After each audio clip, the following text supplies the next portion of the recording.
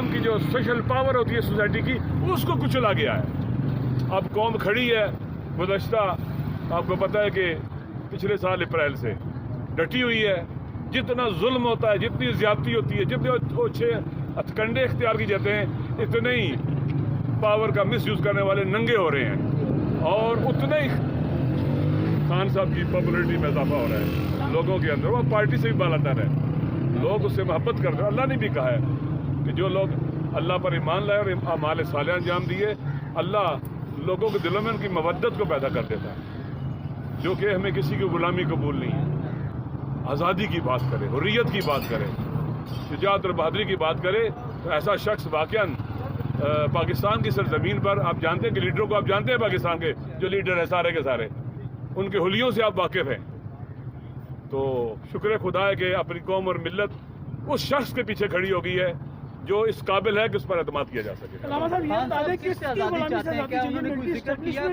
دیکھیں, پاکستان کے اندر قانون کی حکمرانی ہے.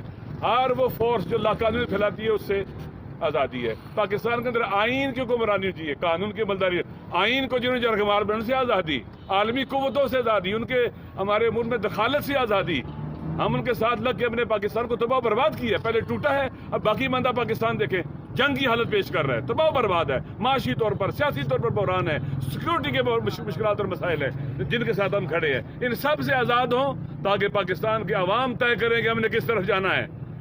پاکستان کے عوام طے کرے کہ ہماری منزل کیا ہے, راستہ کیا ہے, ہم نے ادھر جانا ہے. نہ یہ کہ ہمارے لیے باہر سے طے ہو جائے اور وہ فیصلہ کریں اور ہم جناب ان کے غلاموں کی طرح سر جھکا کے اس پر عمل کریں. میرے خیال میں نہ یہ قرآن اجازت دیتا ہے, نہ سنت, نہ انبیاء اولیاء خدا, نہ ہمارے شہداء اور وہ عظیم لوگ جو ہمارے پیش رو تھے, کوئی بھی نہیں اجازت دیتا کہ ہم غلامی کی توق گلے میں ڈال کر سر جھکا کر ان ظالموں کے پیچھے چلیں جو غزہ کے بچوں کے قاتل ہیں. امریکہ غزہ کے بچوں کا قاتل ہے, اسرائیل غزہ کے بچوں کا قاتل ہے. اس نے کہا تھا ہم اسرائیل کو تسلیم نہیں کریں گے. امریکہ کو کہا تھا کہ آپ غلامی قبول نہیں کریں گے. آج آپ دیکھ لیں غزہ میں کون قاتل ہے.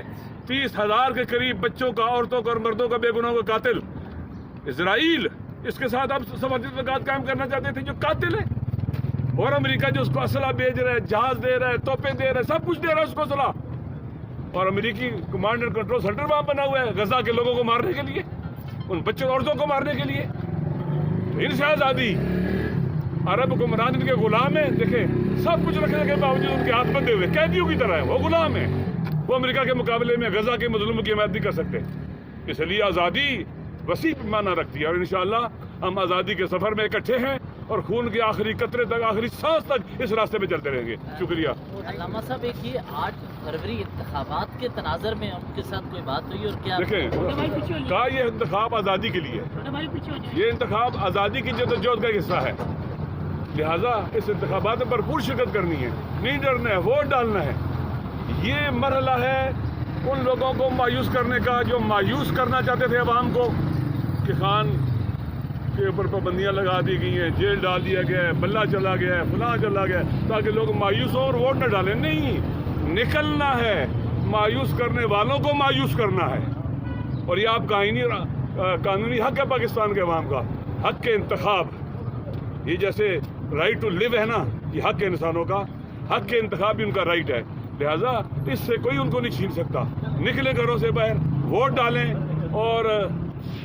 اور ظلم کی دیواروں کو دھکا اور دیں. انشاءاللہ یہ دیوار کرنے والی ہے. علامہ صاحب, پوسٹ الیکشن اتحاد کی کوئی بات ہوئی آپ کی جماعت کے ساتھ؟ دیکھیں بات سنیں, ہم اکٹھے ہیں, یہ سفر ہمارا اکٹھا ہے, بیانیے پر ہم نے اکٹھے سائن کیے ہوئے ہیں, اور انشاءاللہ یہ راستہ عزت کا راستہ ہے اور پھر قربانی دینے کا راستہ ہے.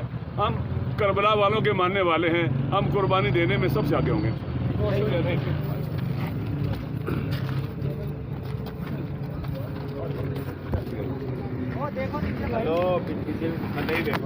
سر دیکھ رہے ہیں ڈگے تو نہیں ہے نا.